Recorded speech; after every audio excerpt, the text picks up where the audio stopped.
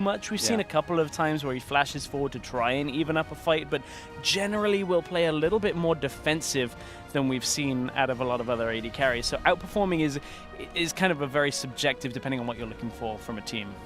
Well, we're about to get into the champion select. H2K and EDG here.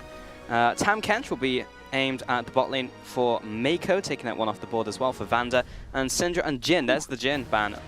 I love this pick and ban phase out of H2K, at least from the first two bans, because we saw the Jhin, we saw the Tam Kench, we talked about it earlier, how impactful Meiko was on that Tam Kench and how much it opened up for Deft. We still haven't even seen H2K bring out Jhin at all, so another pick that they tend to favor away from. Which is why I'm curious if EDG are going to try to target that AD carry pool at all, or leave everything open and just try to find the favorable 2v2 matchup, maybe giving away FORG1VEN's Caitlyn as an example. And of course we are focused on the AD carries, and a couple of support bans will affect that pool as well. Potential now to drift towards the range supports. Alistar gone, Tam Kench gone, Braum is still there. Braum as well as Trundle are still available. LPL isn't super well known for their Trundle top or using it as a flex pick. It's almost exclusively used as a support pick, and it was played all throughout the regular season. There was never really a trough where Trundle support fell away. So possibility for that pick as we finish up the bans here. EDG using all the time actually to wait for their final ban, and it will be Olaf aimed at the jungle now. Elise surely has to be Jankos' first pick here. The Syndra is not available to first pick. H2K could flex the Karma, but if we are still looking at melee supports, Vander has played a lot of Taric in the playoffs. Haven't seen too much Taric. He was sorry yesterday, obviously, out of Albus Nox. But H2K, a lot of options, only one AD carry off the board. Sivir, if they want it for FORG1VEN, is a potential first pick for an AD carry. And I like that you bring up Taric, because although he was played globally in North America, Europe, as well as especially Korea, he was never played in the LPL. We only saw him in the LPL playoffs, and it was only by one support player. So it is a very fringe pick for them. Saw it from Liquid as well the other day, and that was a fun performance. H2K now just waiting on their first pick coming out from them. Where in the rotation are we expecting the supports to come out? Like, we just had a Karma lock-in, so that can of course now be a flex. For EDG at this point, I think it's likely to be the two they're hovering over here. I don't think support really fits this role because, as you said, if they are going Trundle, it's not a flex for EDG. So as they lock in a very different champion, we had this discussion about how ClearLove does not play Elise. I mean, naturally ClearLove can play Elise. Sure, of course. But it's a question of should he play Elise? Like, what is ClearLove's effective champion pool? Effective champion pool is kind of the language that I like to use around it.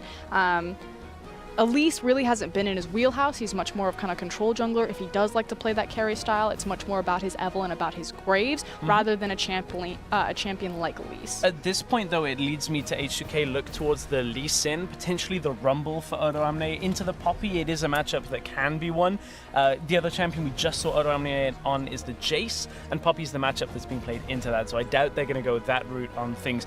The Trundle is another one. If they wanted to double flex plus pick up the Lee Sin, there's a lot of emphasis. Obviously, we are the bot lane focus stream for FORG1VEN. He loves early picking Lucian and Caitlyn, so that's another option if they want it. Well, there you go. It's already hovering that Caitlyn. I kind of feel like even though the Karma is a flex pick, I almost feel like it's almost always going to be going down into that support position, because I feel like it's really important for H2K, wow, I wish I could speak today, H2K, FORG1VEN, and Vander to have the stronger 2v2 matchup. And I feel like since there's so many support bans, you then grab the Karma, you're then limiting that pool even farther. Meiko's options are pretty much Braum or Bard. Bard if he wants to try to compete in that 2v2. Do you think that's likely for that bot lane of EDG, now that they've seen the Karma and the Caitlyn locked in, that they will try and compete? Well, there's a Nami and there's an Ezreal. Yeah, now we have our answer. It's a very self-sufficient bot lane. A lot of the damage can't stick to you because you do have the Nami sustain. If for whatever reason Meiko decides he wants to roam out of the lane, or things start going poorly for Deft and Meiko, you can just back up and start farming with that Mystic Shot. So a very self-sufficient, very cautious, very absorbing bottom lane from EDG. And there is the potential now for H2K to pivot with that Karma. Put it into the mid lane, try and like avoid the Nami into Karma. The other option is they take the Karma in the support role and just say, okay, well, we'll sit back. We'll farm this lane out. Nobody's going to go too aggressive and look for, more power to come out from a mid laner. We've still got the likes of Vlad available, but whatever they pick, EDG will have the option to counter it. What is the result of that then? If H2K are going to put the Karma into the bottom lane and then EDG are essentially looking to absorb, as you put it, Frost, what is the knock-on effect of that going into mid-game? Who's going to transition better? I mean, it's hard to say. Right now, you would say if it's Karma, Caitlyn, as soon as the Ryze and the Kennen have been locked in, that it's going to be the bot lane in control for H2K. And so now it's kind of a question of what do they do actually with that pressure point? Is it simply just to give FORG1VEN, get FORG1VEN ahead, make sure that he has that CS lead and so he can transition into kind of mid-game Caitlyn safely? Or are they going to use that pressure point to say, okay, ClearLove's going to be down here anyway. We have a very strong 2v2 bot lane, also a very safe 2v2 bot lane. We're going to absorb all of that 3 versus 2 pressure from EDG and then make plays elsewhere on the map. Because Jankos is on such a flexible jungler like RekSai, there's actually a lot of pivot points and a lot of threatening points for H2K. I don't necessarily think maybe the mid lane, but he can really either invade ClearLove, try to disrupt him. He can go bottom and try to make the most out of Karma and Caitlyn having the creep wave shove and the advantage there, or he can just camp the top lane, which we've seen be super effective as the INTZ versus EDG game, because RekSai, Kennen versus Elise, Poppy, there's a lot of kill threat either way. Sure. More often than not, as you're alluding to, H2K, they're going to be shoving out in that bottom lane, so the option for ClearLove to come bot is always going to be there. Never really does FORG1VEN and Vander go, okay, well, we'll play under our turret. There's something very interesting about EDG's mentality, though. EDG were one of the teams back when Twitch kind of appeared as the counter to Lucian, and if you asked EDG, why do you pick Twitch as the counter to Lucian, they would literally say, because Twitch loses the lane. The mentality was that because Twitch lost the lane against Lucian, that the enemy jungler would come to try to kill the Twitch, and ClearLove would sit and wait for the enemy jungler to show up, knowing that they picked a weak side of the map to 3v3 it. That was literally their logic behind it, so EDG are very familiar with playing around a losing point of the map, especially that bottom side. Wow, that's really interesting. Do you think they'll do something similar in this game now that we do have that lock-in of the Caitlyn Karma? I mean, they certainly have their options because they have the Elise. The big question mark for me is, what does ClearLove actually look like on that champion, and is it enough to get around FORG1VEN's Caitlyn of all picks? Yeah, I think you can really go ham. We've seen good performances from FORG1VEN, of course, coming into the tournament. Now they're coming off a win as well, so I'm feeling good about H2K currently. But either way, don't forget to check in with us on Twitter, rather, and fire off your AD carry questions using the hashtag #AskTheCasters, and we will provide some answers live on air. And we are getting into game, H2K and EDG. So, FORG1VEN versus Deft, round 2, this time FORG1VEN. Let's hope Vander doesn't give away the matchup straight away.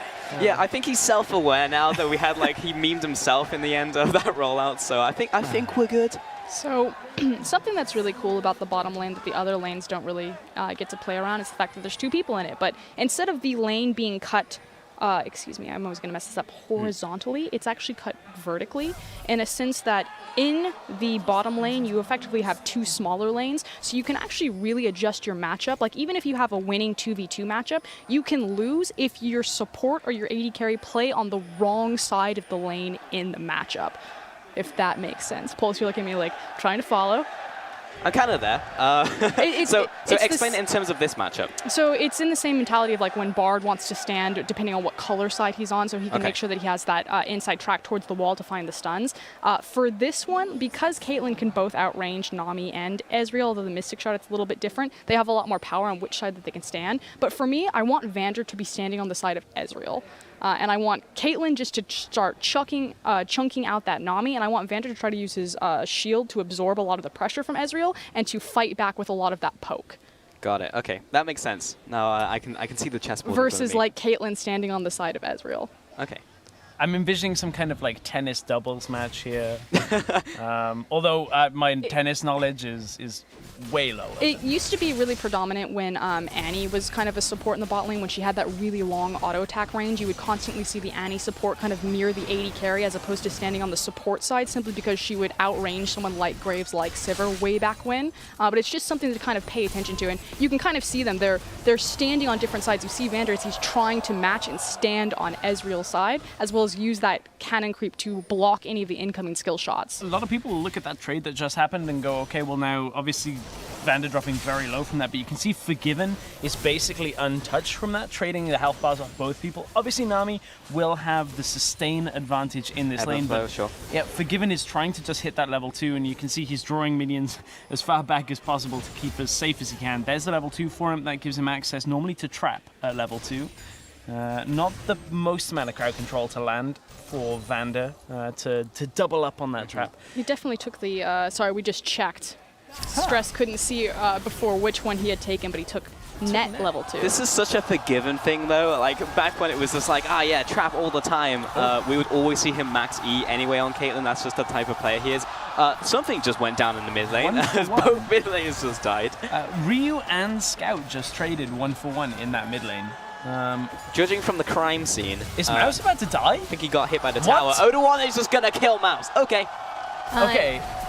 Well, we chose the bot lane in this because we thought it would be the influential matchup. This is a farming lane, and no one really is going to do anything in the 2v2. Here comes ClearLove, though. There's ClearLove coming down. The 3v2 now. Oh, nice flash over the cocoon as well. Forgiven just going to wander back to the tower. And this also explains why Forgiven takes the confidence of having net level 2 as opposed to the trap level 2. He knew he's going to be pushed up in that matchup. He knows that ClearLove wants to camp the bottom lane, so he didn't necessarily use it in that last exchange, but having that extra safety to create more distance by taking net level 2 versus the trap. One of the reasons why he flashed instead of netted, a lot of people look at that.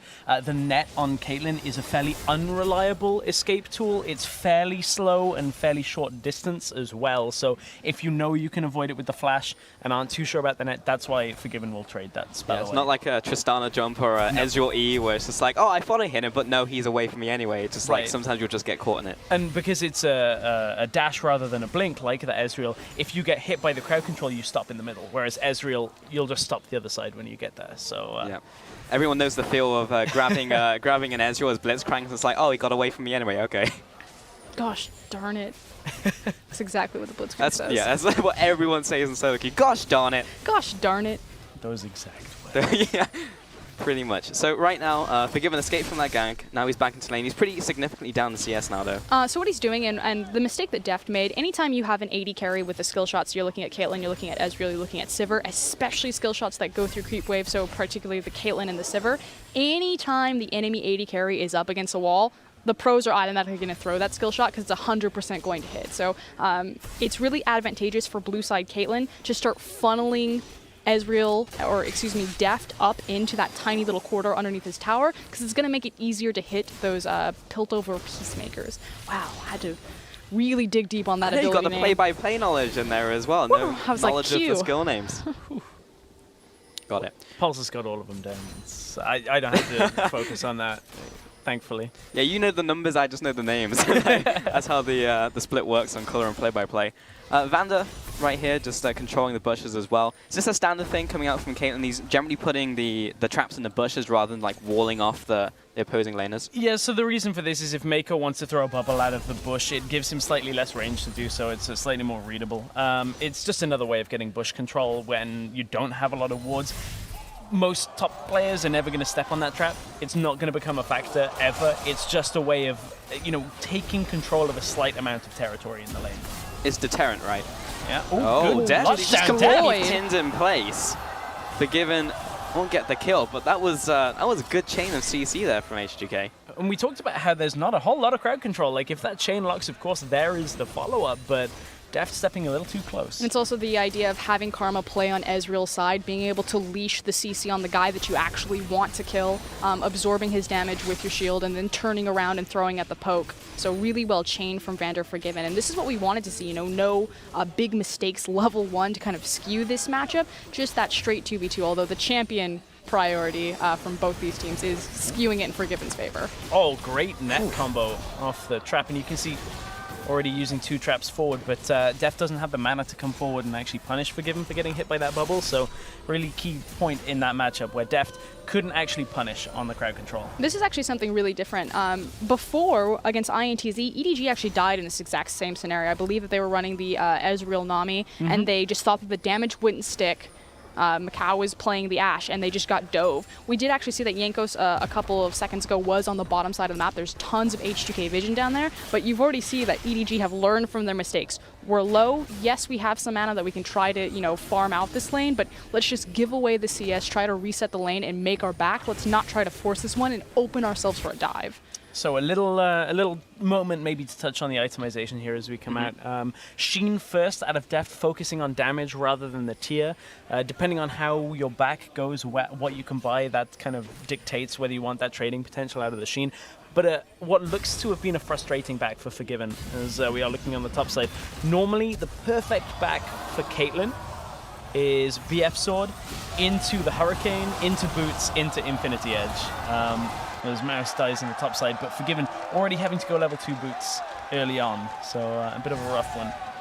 Does offer him a lot more safety and security though, from like dodging out of the skill shots, as well as the Nami bubble or the CC. So for a player like FORG1VEN, who is so strong mechanically, yeah, it's not the best, but obviously the 35% attack speed or the buff that those boots got quite a few patches ago still puts him in a pretty good spot with the movement speed to mitigate damage simply by dodging it. As an ADC, when do you want to start picking up like a core? Because we just saw obviously FORG1VEN pick it up now. Well, FORG1VEN actually picked this up on the first back after he had to use his flash. So he's already got like 39 minions out of this. Like that, yeah, he's 60. The reason he got it is just because he had a couple of waves worth of minions and he couldn't afford a Doran's likely, and just said, okay, well, I'll just buy this. I'll just get the payoff from it, because I think it's like 180 gold that you lose, that you gain essentially from getting it. So FORG1VEN just wanting to stack up a little bit, just a security thing. Makes sense. Scout getting caught in the mid lane as well. Has to burn both of the summoners.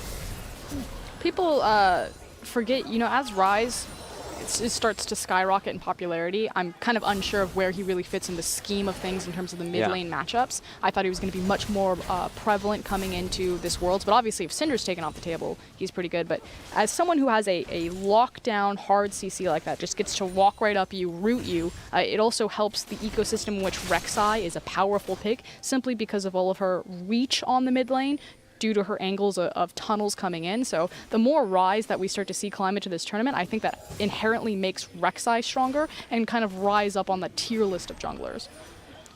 So I want to touch back on the bot lane of EDG, because we were talking in Champion Select and Frosky was saying like they were picking this as very much like absorbing the bot lane of H2K. Pharmacy's pretty much even with a slight advantage to EDG. Is this... Are they playing this lane correctly? Is this what you wanted from them? I mean, frankly, Deft and Meiko are kind of doing everything that they can. The lane, even though you don't really see it in the CS, I still feel like is being won by Vander and FORG1VEN, simply because they're setting the pace and the tempo of the lane by controlling the wave. Although we do see another 3v2 scenario here as ClearLove wanders down. Yeah, instantly shooting out the tidal wave. I'll open up ClearLove's opportunity to gank, but flashed out of the way, and that should be the end of the aggression there. But still some summoners burn.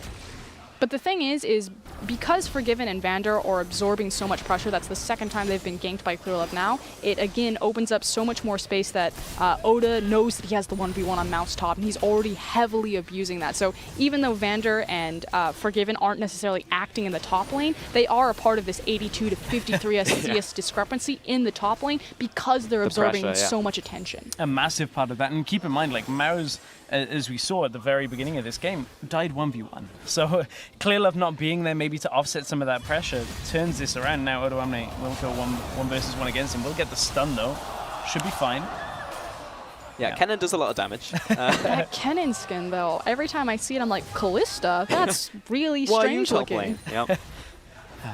Well, something interesting in this game that FORG1VEN actually, I really was hoping he'd play Caitlyn so that I could talk about this, but then he did it differently to the last game. The very last game we saw, he trap maxed on Caitlyn. First, yeah. That doesn't seem like a big No, thing it to doesn't. do. Because in last week's I was like, oh, he's still Q-maxing. This is an old thing. And maybe he's changed up now again. I saw it today. Nope, back to Q-max. This is all about the push, getting that advantage. In the last game, it worked out very well for him trap maxing in the team fights, getting multiple lockdowns, little bits of crowd control, just getting the empowered autos. So this time he's gone back to his old push style, wants to try and punish Deft and Meiko in the lane as much as he can. And there's also something cute when we talk about like Caitlyn's traps. Pay attention to how Caitlyn's will hide their traps. Stixxay is very famous for this. When he's playing red side Caitlyn and he's trying to siege into blue side outer mid, he actually hides his trap behind the structure in between the wall and the tower. And it's really frustrating to play against, especially as like a support. You can even do it in the bottom side, even though Caitlyn's on blue. If where the creep wave is coming in, if you set a trap there, the tower completely blocks it. Do it in solo queue, the enemy Instant support will step on it every time, and it's just like free headshot outside of tower range. It's so tilting experience. It basically works on every tower because there's different sections. One of the most frustrating ones is if you place it on the blue side outer mid. There's just like that area where people are like walking in between the tower and the wall. You just catch them, and it's like a double because you just get all the crowd control as they run away through it. So Caitlyn's very frustrating. even Reckless, who I had a long conversation with about Caitlyn, he was like, "That's one of the best feelings that ever can be." Is if catching you people hide in them. that. Also, it's basically an auto attack reset as well. There's a shorter animation on connecting with a headshot after somebody steps on a trap, so you can auto trap headshot pretty quickly. So something really important, kind of checking back with itemization, is the fact that Deft has finished his Iceborne Gauntlet. It's a fairly early Iceborne Gauntlet simply because he missed out on all of his boots. He just went straight for that. But why it's so important in this matchup and why he rushed it without grabbing his boots is because he's against a Caitlyn with a Q max who's going to push very heavily. And the thing about Iceborne Gauntlet is it's so important on Ezreal's kit to help him effectively keep up with the pushing power of Caitlyn because it offers him that ability to have that slight AoE chip. And there's a really different setup here for Deft. In this tournament for Worlds, we've typically been seeing people go tier with the Sheen into Trinity Force with the Manamune as well. We've been seeing a big absence of the Iceborne Gauntlet, and this time Deft is just going straight for it, as you said, to try and get some of that push. Whew, nearly picks up a cross-map kill, but a big departure from what we've seen from the other Ezreals here at Worlds 2016. Do have a Twitter question coming in from Zoldak, who says, when in a 2 versus 2 lane against a sustained support like Nami, how important is trading versus positioning in lane? Ooh, so this is an interesting one because while Nami is the sustained support, she heavily punishes you if you step out of position. I mean, trading is fine to get the mana away, but if you step out of position to do so and you get bubbled and then the E goes onto the enemy AD carry, like, you just lose the trade straight away. In that same vein, though, if Nami does use her bubble pretty carelessly, she's also a fairly low mobility support. It's very easy to get on top of her and kill her. Really, 2v2 matchups are so much more about getting the wave pushed, because if you think about it as like a soft CC, so your auto attack animation, the animation that your champion has to go through to clear the creep wave in front of him, that duration is pretty much like a CC where you don't get to damage the enemy opponent. So it's not so much like a trading of like, how does Karma trade versus Nami? I mean, obviously these are all going to be fairly unique, but the number one thing to take away is get your creep wave as big as possible, shove it into someone, because they're going to spend more time in that soft CC of their auto attack animation, where every time they come up to hit a creep, you get to punch them in the face for free. And if I remember rightly, that animation actually, either in the previous patch or it's been spoken about, that animation is being tweaked to be a longer lock-in animation. So there is potential for more punishment. I know I was reading, I believe it was one of the Ask Riots about that. Yeah. It's coming out. That the patch is coming out. The info is out already. That's one of the interesting things to me, because like I'm a top laner, so when you're talking about bottom lane, it's like all whooshing over my head. So like 2v2 dynamics, I just don't get. But like for top lane, when people are locked in those auto attack animations, that's when you're really looking to trade over creeps. Like when someone's locked in that, then you get the chance to hit them. Yeah, the number one thing that you should be watching is not necessarily where someone is standing in the lane. I mean, obviously, if you're playing a champion like Ezreal, you want to try to, bend those skill shots, bend it like Beckham around the creep wave. But really, just every time you see one of your creeps go low health, you know that your enemy opponent is going to come up and try to last hit it. That means that you have that slight moment where they want to last hit, where you can just hit them and start, expanding and snowballing that small damage of these tiny last hits here and there. You don't necessarily have to always look for that all-in kill. And that's one of the things Crepo talks about a lot whenever you speak to him, specifically about matchups with supports like Braum and Bard, is whenever the enemy AD carry steps forward, on Braum you can W and then like auto or Q as soon as you know, and as long as both of you are on the same page going aggressive, that's when you can kind of punish somebody for trying to farm. But Deft and Meiko, they're trying to punish here on Vander and FORG1VEN because they just hit a bunch of skill shots on the way up to it with this Iceborne Gauntlet, which has forced FORG1VEN back behind the tower. You can see how low mana FORG1VEN is as well from spamming out those Qs. And look at already kind of the difference in positioning of the wave right now. The fact that suddenly we're seeing the game and it's always constantly pushed towards H2K. Again, that just goes back to reinforce what the Iceborne Gauntlet means for Deft in this Ezreal versus Caitlyn matchup. Like, the reason why the wave is getting shoved forward is because he rushed that item so he could compete with her wave clear. Is there anything that FORG1VEN can do to counteract that? Because right now he's just going for a standard build, getting the BF sword, going into the Hurricane. once he gets Hurricane, it kind of naturally does it himself. But this is a conscious choice out of H2K to accept this, because they already got Tower First Blood from mid lane, with Ryu getting that advantage.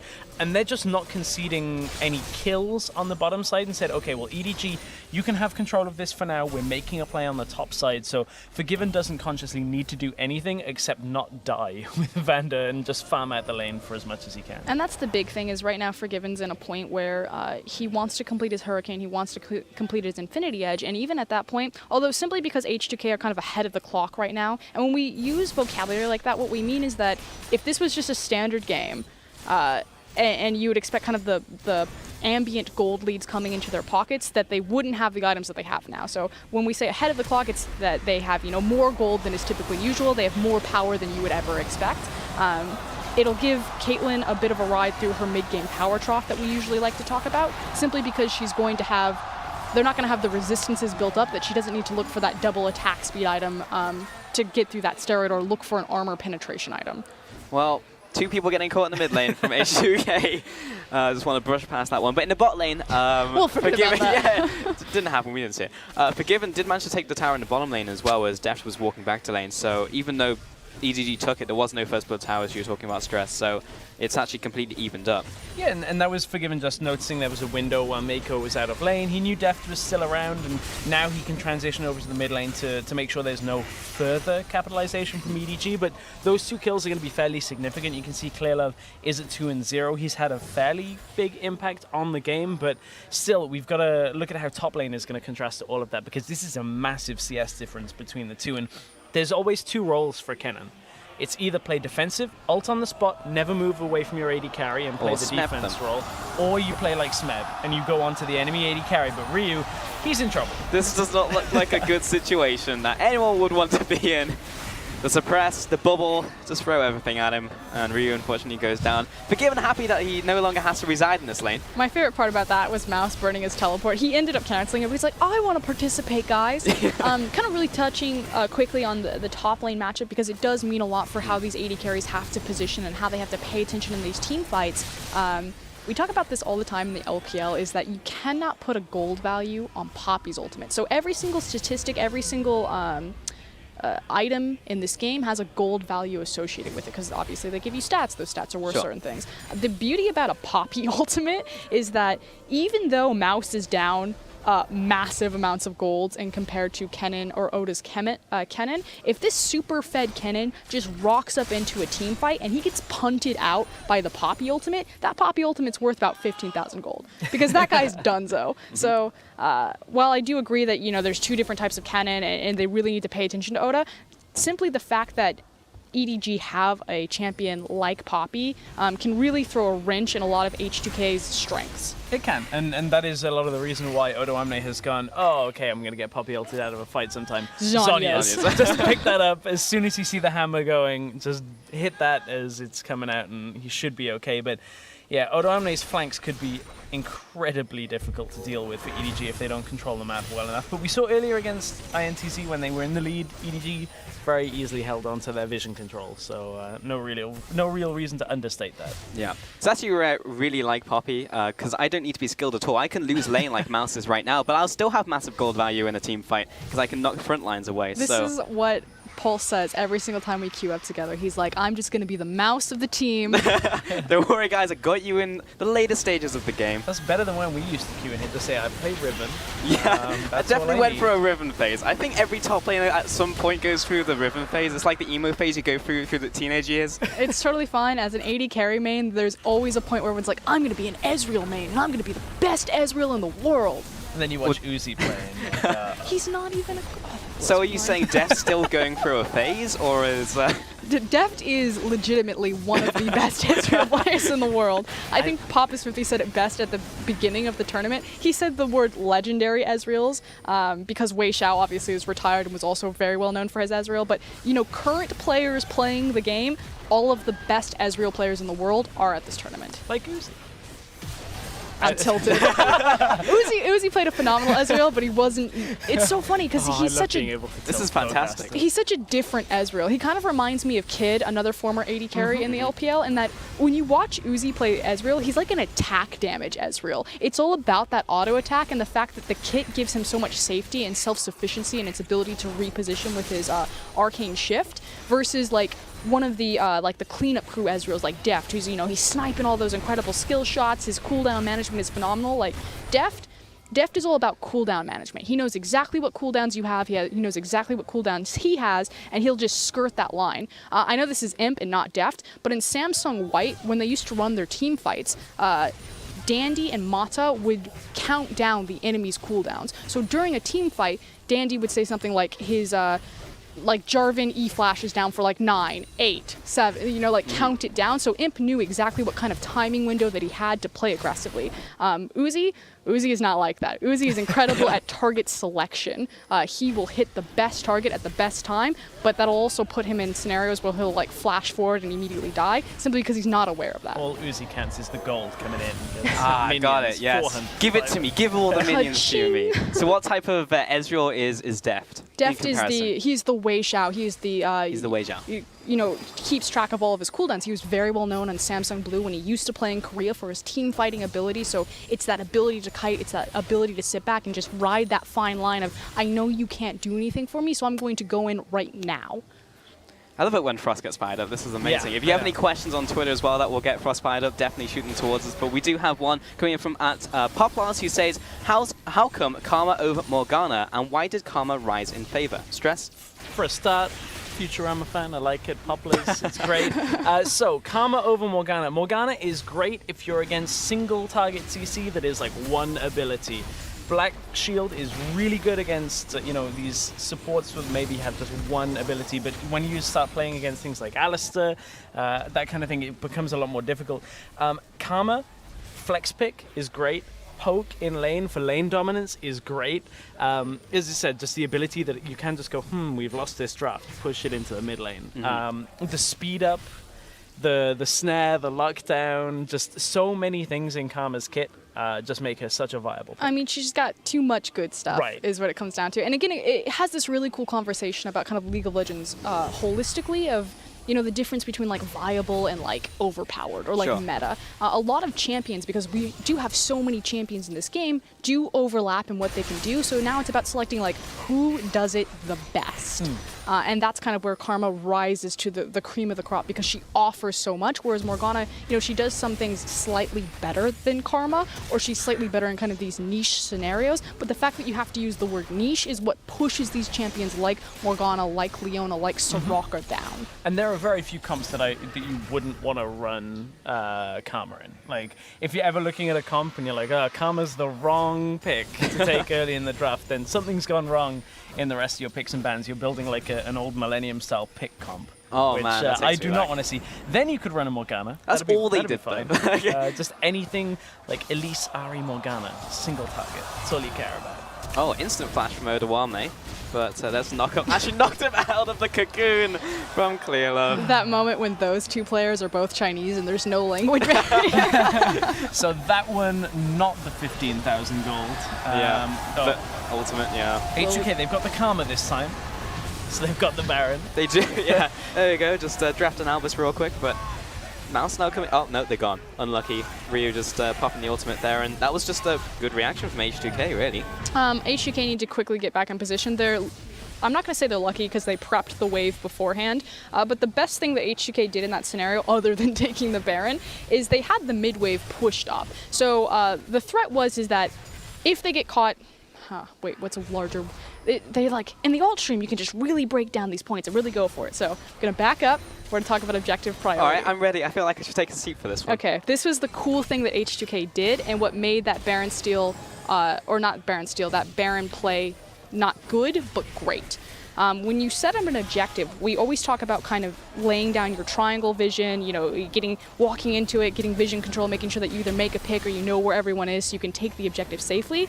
What few teams don't do, and what we don't really talk about, is the side wave management, and the fact that while they take an objective, they have all of their waves pushing against EDG. And why this is so important, is if you think about a dragon fight, if it's a 50-50 dragon fight or a 50-50 Baron fight, you walk in and say you lose the objective, say you don't get the Baron or you don't get the dragon, if all of the waves are pushed, all you lose is the objective. You don't lose anything else because they can't immediately take the Baron and then run towards their wave pushing in and take towers. It's pushing in. They have to reset the map. So what was beautiful from H2K there was not only their vision preparation getting the Baron, but the fact that even though EDG shoved them off and got the inside track on the mid lane, they had already taken care of their waves in mid, top, and bottom that EDG couldn't do anything. There was no counterplay. Yeah, no counterplay, and they didn't even get the bot lane play as well. As soon as ClearLove showed up there, it's like, we lost the Baron.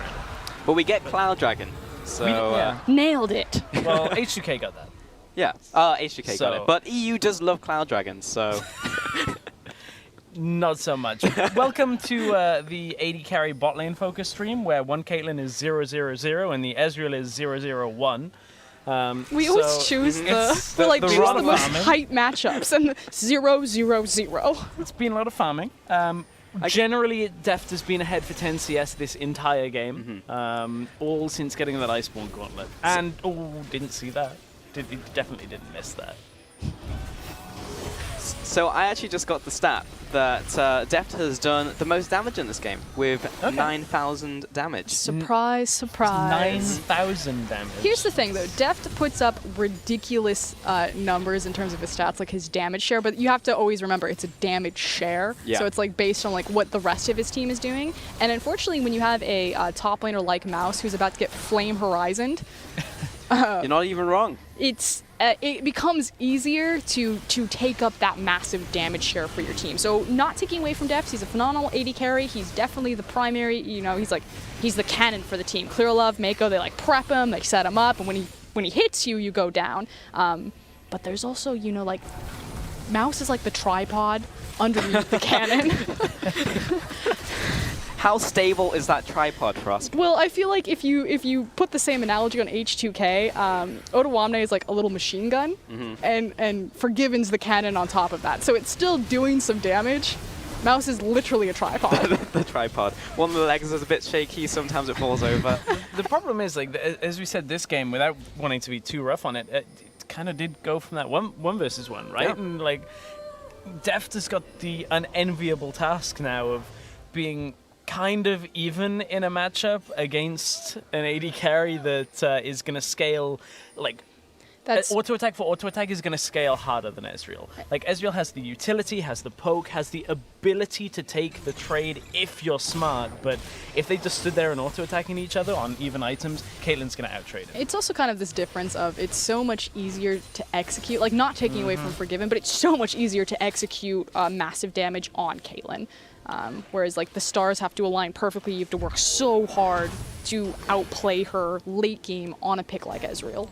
How much can we attribute Odoamne's massive advantage over Mouse to FORG1VEN? Because we were talking about it in laning phase, that he was drawing the attention of ClearLove down and it was forcing him into a 1v1. I can see exactly where you're going. Unfortunately, almost nothing. I love it. I love the attempt, mainly because that 1v1 kill happened earlier. The thing is, I think even without FORG1VEN being in the bottom lane, putting any pressure, I think ClearLove would have had to have gone top anyway, considering how that top lane matchup went. I think, it's a nice kind of thought.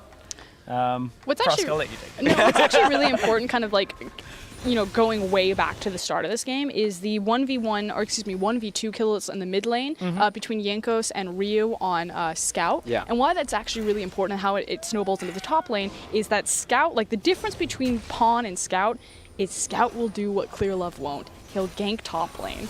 He ganks top lane all the time, and if he's dead, because he's getting ganked and he's camped, it keeps him locked down. So the pressure that Jankos has been putting on the mid lane, has been putting on the top lane, I think is the primary factor of why this has snowballed so out of control of like top side of the map for H2K, bottom side of the map pretty much even.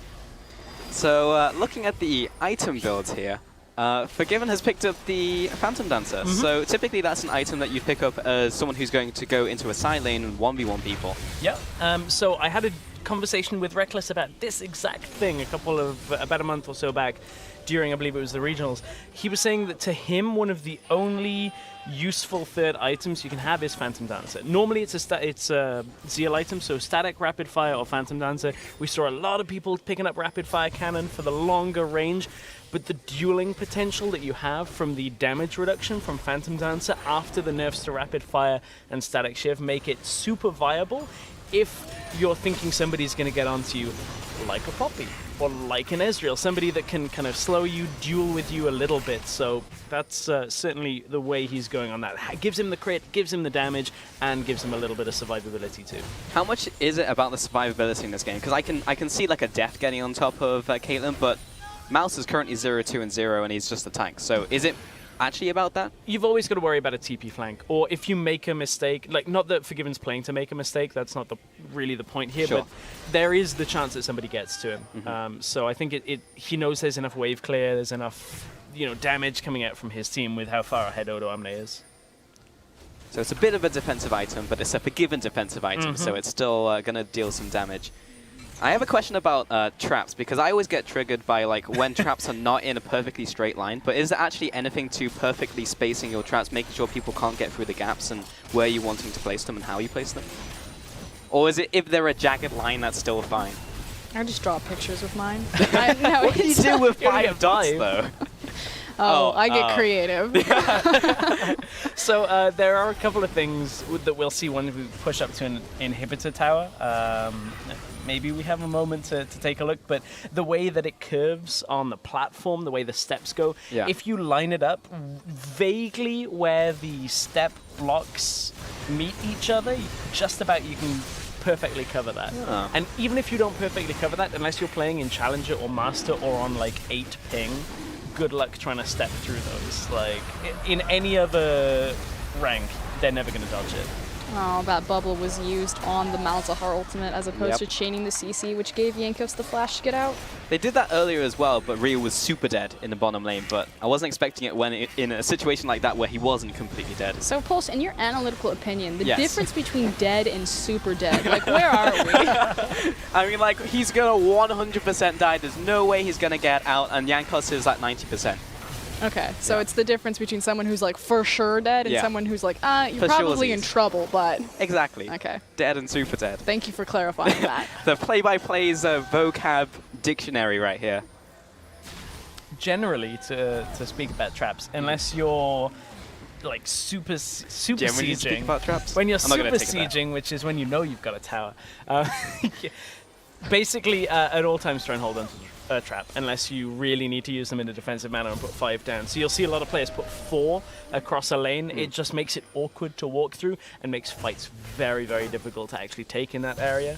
They have a considerable amount of zone area around them as well. If you're kind of not paying attention in a fight, difficult to keep track of. I have another question about traps. I know we're talking about traps a lot, but I think they're interesting. So the other day I was watching Prey, and he was placing down traps, and then the dude just got away from him because he was putting it against the wall. So how useful is putting down traps in like a 1v1? Because obviously like auto-attacking is a big part. Does putting down the trap take too much away from your DPS? How situational is it in those situations? In a 1v1 scenario? Yeah. It's like, I don't think you'll almost ever really set down a trap in a 1v1. It's just like that really, they're running away. Well, it's... So there's a couple that you can set down. If it's a 1v1 and you're against a melee champion that has a gap close, you set the trap on your feet.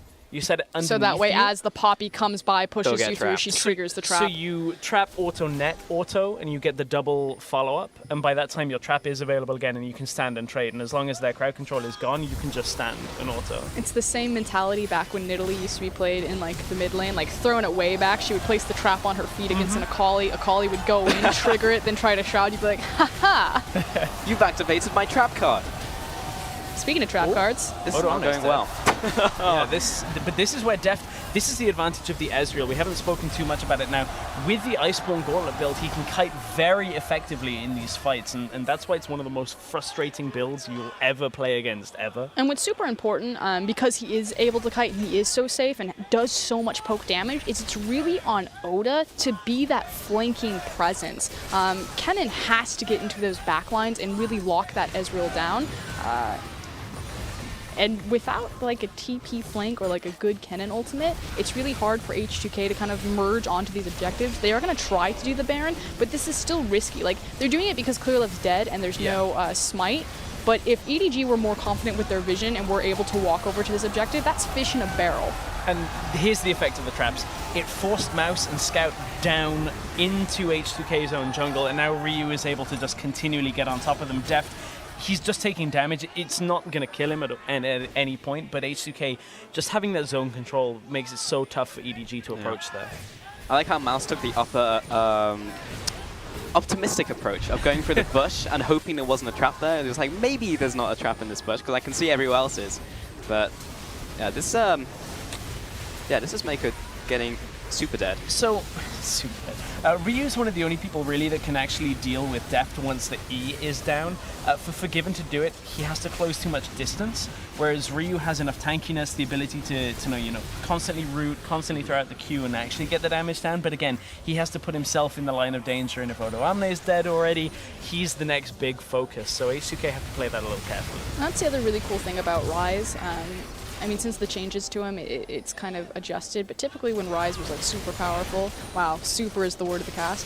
When Ryze was very dominant throughout the meta, it canceled out a lot of AD carries with lower attack ranges, simply because, what is it, like a 600 cast range on his root, which is just absurd.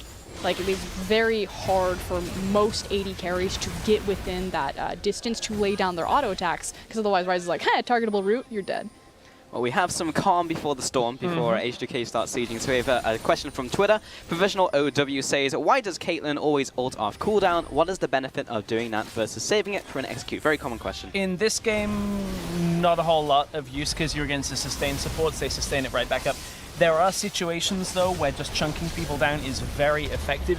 One of the best uses of Caitlyn Ultimate is if you're playing against the LeBlanc. I knew it was going to be LB. Ultimate the LeBlanc, as soon as you see her at any point, and it instantly shuts down her ability to go aggressive with the distortion and try and poke. You have to think of it as a targetable middle spear. It's about going to do that much damage to squishy targets. It's pretty absurd. It has a relatively low cooldown, and there's never really a point in a team fight where you're going to be like, hold on, guys. Hold on. Let me set up this shot. This. Oh, Mouse is in front of me. Yeah. And of course, there will be situations when having it as an execute would be more beneficial, but generally, if you're ulting as Caitlyn and they're not like 3 screens away and you're using like almost max range, standing there and auto-attacking has a higher damage output than using Q or ult if you're smart about it. Yeah, what gets very frustrating, and kind of the difference between like good Caitlyns versus like great Caitlyns, is understanding like how oppressive your range is, and knowing exactly that pretty much the only time, especially late game, when you're going to be using your Q and you're going to be using your ult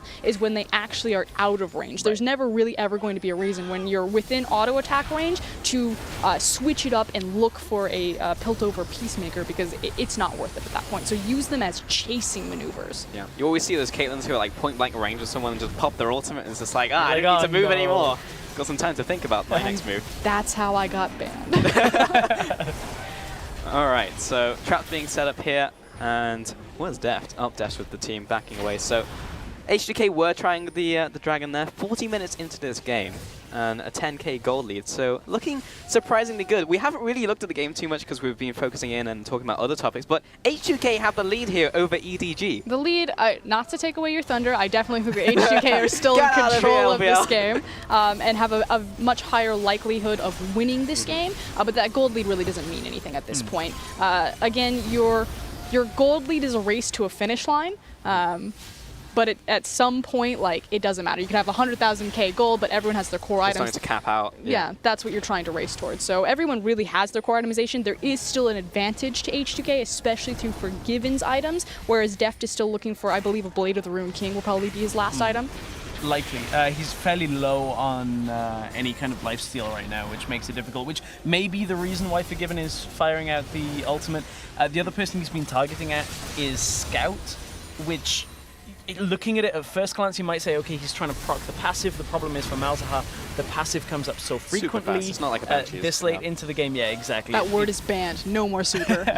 Exceptionally fast. There we go. So it's not really that key item.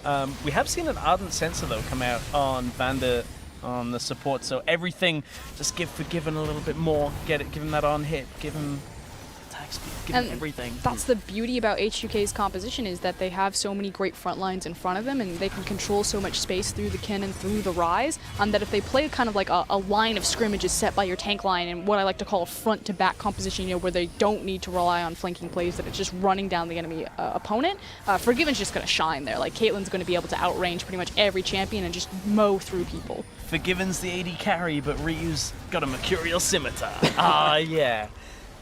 Yeah, that's just because he wanted his QSS to go into something. Ryze, this is going to sound really dumb, but I'll give you some context. Oh, I'm excited Exile, now. I'm ready. Exile, when we were looking at his Ryze in solo queue, was doing a really dumb build where he went double tier item, building both the mana mune, and, you know, this isn't really empowering his tower pushing potential that much, but again, it's just like, well, I guess you mix a couple of autos in. Every little QSS, QSS doesn't build into anything else, so why not? Scimitar. Yeah, what else are you going to put in? Exactly. His items are full. Yeah, he needs it because of the Malzahar, so he's just like, well, I'll just get that. The only thing that I would actually change up for H2K is I think that they should have more blue trinkets, in all honesty. Like, I understand having the sweeper trinket on Ryze, because he's at this point where if you do face check into him, you know, he's able to clear out that vision, he can stand in a bush, he can wait for someone to come around a corner unsuspectingly because he has that hard CC.